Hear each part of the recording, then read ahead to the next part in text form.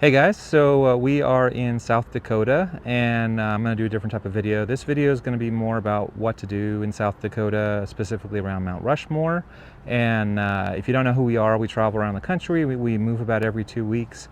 So we get about 2 weekends everywhere we go, as well as time after work, because we work just like everybody else does. And we just pop around the United States. So anyway, let's talk about Mount Rushmore and the stuff around it in South Dakota. So Mount Rushmore, parking there is, you have to pay for it first off, and it's phenomenal. You could take a RV up there, like a 40-foot diesel pusher. You could take a fifth wheel up there. They have parking for like every single thing imaginable, parking spots, and parking is just great. However, I would not plan on taking my fifth wheel up there, honestly, but I saw some people that did it, and the National Park Service is cool with that. You want to go to Mount Rushmore at least twice. You want to go there during the day to see it during the day, because you kind of have a different view during the day, and then you want to go there for the lighting ceremony. So at a certain time, and it probably varies throughout the year, at dusk, they play a little movie. They kind of have this whole ceremony that they do, and then they throw the spotlights on Mount Rushmore, and you can see it at night. It's really cool. So anyway, so do that. Then the other thing that we did in the area is we went to Crazy Horse. If you don't know what that is, go look it up, and I'll throw some pictures up. Crazy Horse is like the Indian version of Mount Rushmore, kind of in my mind. What makes it a little distinct when we went there, what I noticed was they were very proud, like the Indians are very proud, which that's cool. You know, Americans are very proud too. And I'm not trying to diminish that Indians are not Americans. I'm just saying, like, they're very proud of their heritage, which is cool. And this is not meant to be a national monument. It's not meant to be something where the taxpayers paid to have this built. They're actually doing all the work on their own, which is that's cool. Okay, they're doing their thing. It is enormous. When they get it done, it probably will be 10 times as big as Mount Rushmore. I mean, it's going to be this enormous thing, but it means that also that it's going to take 10 times as long to make, at least. So they've been working on it for a long time, and they're going to keep working on it. It's Crazy Horse. If you don't know who that is well-known, very, very well-known Indian. So anyway, other things that we did in the area, because I'm just going to kind of knock through these things around the Mount Rushmore area.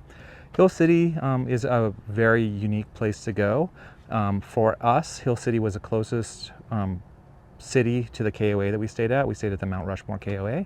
And when I say city, I mean like small, okay, small city. It's more like a tourist town, very much so, but they do have a grocery store and a hardware store and some of the basics. However, it is the best food in the area that we could find. Within, like, say, like a 30-minute drive or 40-minute drive, it was by far the best food. So if you're looking for a good steak, or you're looking for just like good food in general, go down to Hill City, and everywhere we went seemed like it was pretty good. If you want a recommendation, there was a inn that gives out like pagers at like 4 o'clock, and they start serving at 5 o'clock. That was really great food. And then I don't remember the name. I'll try to look up the name. Maybe I'll type it up or something. It was like 2 blocks down on the main strip. There was a steakhouse we went to. A little expensive, but it was really well worth it. We went to a couple other places in town too, but yeah, check out Hill City. Hill City has a train and a steam engine. And one thing to talk about on the steam engine is it's very unique and very inexpensive. And the train will take you from Hill City over to Keystone, and Keystone is another one of the cities in the area that you might want to check out. What is cool is they call out all the like local history of the mountains and the mining, and all kinds of different things that it goes by on the way. And like I said, it's very inexpensive. I don't remember the price. I want to say maybe it was like $70 for the 2 of us round trip. Like that's cheap. We went on another train ride in Colorado City. It was like $400 for the 2 of us, but that was with a steak dinner and everything. There was no steak dinner on this trip. No frills. Anyway, Keystone felt very much like a tourist trap, to tell you the truth. I really get the feeling that Keystone just completely shuts down in the winter when there's not really like a season going on. There is a museum there of all the presidents that we went to, a wax museum. There's also quite a few restaurants and bars there. They put on like little like Wild West shows, from my understanding, in Keystone. You can also see Mount Rushmore from Keystone. So if you're looking for an RV park where you can actually see the resort from where you're camping at, then look at the ones around the Keystone area, because they're actually on the correct side of the mountain in order to see Mount Rushmore. The KOA that we were at, there's no view of Mount Rushmore, just positionally, like it's impossible because it's like kind of like behind Mount Rushmore. That's not a bad thing, not a good thing. I'm just saying like that's just to be aware of. The other thing that we did, and this is going to be two things that were KOA specific, the KOA at Mount Rushmore. Number one, we rented a side-by-side from the KOA resort. From my understanding, all the businesses at that KOA are like little side businesses. So like the stables, all the horses stuff is like kind of one thing, and then like the restaurants are something else, and then the side-by-sides are something else. I don't know how it all interconnects, but anyway, the side-by-side people there, we rented a side-by-side from them. It was, I wanted like $450 or something for a whole day, like 8 hours, and we took it everywhere. What was kind of reoccurring and kind of weird was that we kept seeing kind of the same things that we saw like on the train. So that was kind of weird, kind of overlap.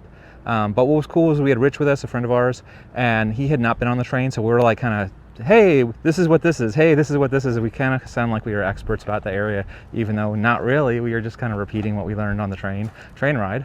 But anyway, so that's a cool thing to do. The other thing that we did with the KOA, and this was on the KOA's property, is we did a chuck wagon.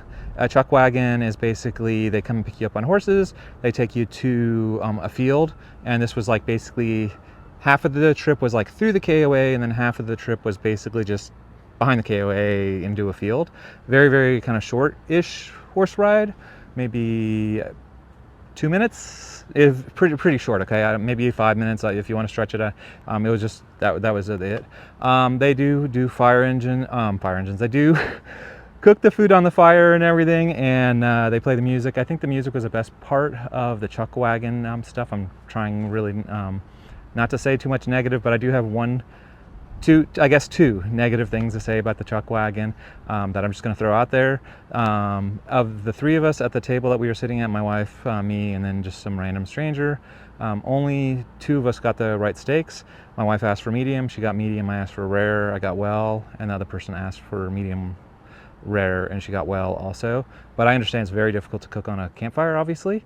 And then the other thing that was a little disappointing, to tell you the truth, was at the end they gave out all the recipes on how to cook everything, and on the beans, which they said was like the most sought after recipe or whatever, that was when we found out it was basically just Bush's baked beans, like commercially available beans, and then they just added some vegetables, steak, and bacon on top of the pre-cooked beans, and that diminished it a little bit for me, that everything wasn't like fresh home cooked or campfire cooked or whatever you want to call it. So anyway, we did the chuck wagon. It was interesting. The music was really cool. Then another thing that we did in the area is we went to Rapid City. Rapid City is the bigger city in the area. It is about 45 minutes from Keystone, and we actually ended up in an Irish bar. And I don't know if I have footage of us in the Irish bar, but we went there to have food, and it was okay. It wasn't terrible by any means. But I think the food in Hill City was actually better than the restaurant that we went to in Rapid City. But we didn't really go to all the restaurants in the town, so it's really, really hard to compare. Then that's what we did around Mount Rushmore. I'm just going to kind of point out some other things. Sturgis is nearby also. It's like an hour away. We actually went to a different campground to go to Sturgis, and it's in a different video, so I'm not going to touch on that too much. We also went to Deadwood while we were in South Dakota. Deadwood, I think it's like 40 minutes or so, maybe it's an hour from the Mount Rushmore area. So once again, it's up near Sturgis. So if you have the chance to do 2 stops, then do it in the second stop to go to Deadwood. But if you're only stopping in there once, make sure you do Deadwood and Sturgis also while you're there, because they're both awesome. And then the other thing to point out is the Mickelson Trail, which I was hoping to do, but I did not get the opportunity to do it. And we also played some golf while we were here. Not that anybody on the channel, I think, is really into golf. The Mickelson Trail is, and there's a bike like right next to me, is a bicycle trail. I think it's 150 miles. It's pretty long.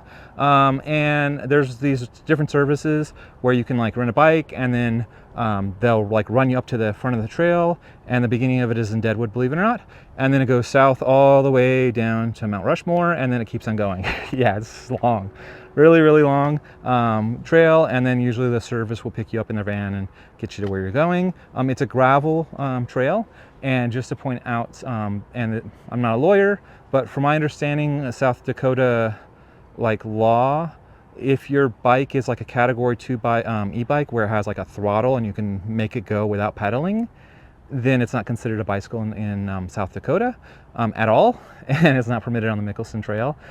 So you have to have a pedal bike, like a regular bike, or a e-bike that requires you to pedal, a category 1, like say like a Trek or something like that. But once again, go check and talk to the rangers or whatever, figure all this out. But that's the video, just kind of helping people out with things to do in South Dakota.